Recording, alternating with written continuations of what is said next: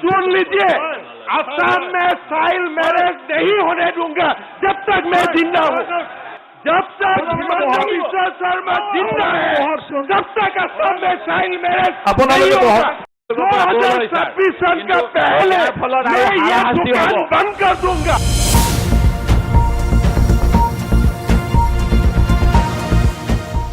क्या आप जानते हैं कि असम सरकार ने हाल ही में एक ऐसा कदम उठाया है जिससे मुस्लिम समुदाय के लिए विवाह और तलाक के नियमों में बदलाव हो सकता है?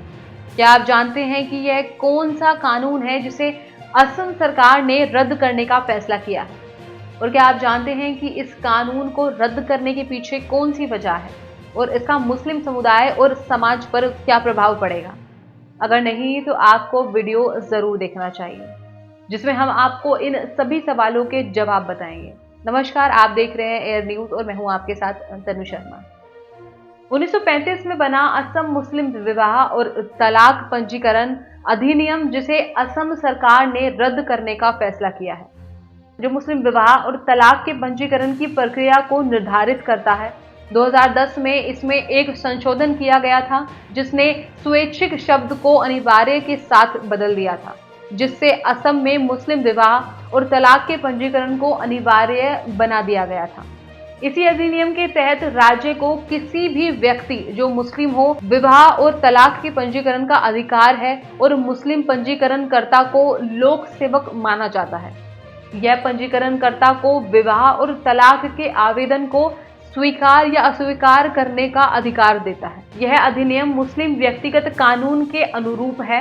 असम सरकार ने इस अधिनियम को रद्द करने के पीछे का कारण बताया है कि यह अधिनियम बाल विवाह को बढ़ावा देता है, क्योंकि इसमें दुल्हन और दूल्हे की न्यूनतम शादी योग्य आयु का कोई उल्लेख नहीं है।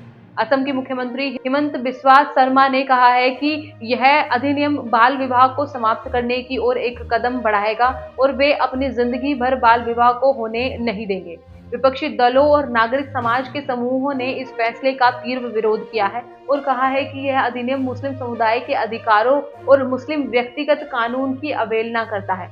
वे कहते हैं कि यह अधिनियम भारतीय संविधान के अनुच्छेद 25 के विरुद्ध है, जो धार्मिक स्वतंत्रता का अधिकार देता है, जो बाल विवाह को रोकने के बजाय मुस्लिम महिलाओं को अधिक असुरक्षित बनाता है, क्योंकि वे अपने विवाह और तलाक को कानूनी रूप से सिद्ध नहीं कर सकते। वैसे 2011 के प्राप्त मुस्लिम जनसंख्या के आंकड़ों के अनुसार असम में मुस्लिम आबादी उस समय 1.6 करोड़ थी, जो कुल जनसंख्या का 34.22% था, जिसमें अधिकांश बंगाली भाषा बोलने वाले थे, जो बांग्लादेश या उसके निकटवर्ती क्षेत्रों से आने वाले हैं। बाकी असम में मुस्लिम जनसंख्या की वृद्धि दर देश की औसत से बहुत अधिक है। 2001 से 2011 तक असम में मुस्लिम जनसंख्या 29.6% बढ़ी, जबकि देश में 24.6% बढ़ी, जो असम के 33 जिलों में से 11 में सबसे ज्यादा है। जिस हिसाब से जनसंख्या है उस हिसाब से ही असम में मुस्लिम जनसंख्या का आर्थिक और शैक्षणिक स्तर कम है। 2011 की जनगणना के अनुसार असम में मुस्लिमों की साक्षरता दर 59.3% की थी, जबकि राज्य की औसत 72.2% की थी।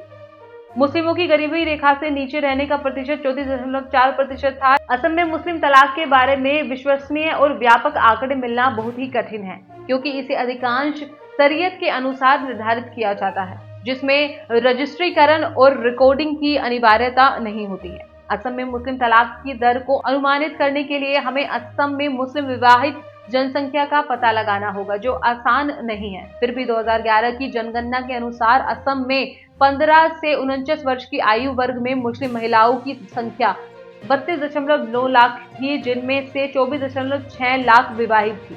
इसका मतलब है कि असम में 15 से 49 वर्ष की आयु वर्ग में मुस्लिम पुरुषों की जनसंख्या 24.6 लाख होगी, जो विवाहित होंगी। अगर हम असम में मुस्लिम तलाक के मामलों को देखने वाले न्यायालयों का रिकॉर्ड देखें तो असम में मुस्लिम तलाक की संख्या पिछले 5 साल में काफी बढ़ी है। 2019 में असम में 3000 से अधिक मुस्लिम तलाक के मामले दर्ज किए गए, जो 2018 से 2500 से अधिक थे, और 2017 में असम में 2000 से अधिक मुस्लिम तलाक के मामले दर्ज किए गए थे, जो 2016 में 1500 से अधिक थे, और 2015 में असम में 1000 से अधिक मुस्लिम तलाक के मामले दर्ज किए गए थे। 2014 की बात करें तो 800 से ये अधिक थे। वहीं आपको बता दें कि असम में मुस्लिम तलाक की दर को प्रभावित करने वाले कई कारण हैं, जैसे कि शिक्षा, आर्थिक स्थिति, सामाजिक दबाव, धार्मिक विचारधारा और 3 तलाक के मुद्दों पर केंद्र सरकार की नीति। कुछ विशेषज्ञों का मानना है कि असम में मुस्लिम तलाक की दर बढ़ने का कारण यह है कि मुस्लिम महिलाओं को अब अपने अधिकारों का ज्यादा जागरूकता है और वे अपने खराब रिश्तों से बाहर आने के लिए अधिक साहस दिखा रही हैं। बाकी इस मामले में आपकी क्या राय है? अगर आपको ये वीडियो से जुड़ी कोई भी बात का या सुझाव देना हो तो आप हमें कमेंट में लिख सकते हैं। इसी के साथ साथ देश और दुनिया की तमाम खबरों के लिए देखते रहिए ए न्यूज़। नमस्कार।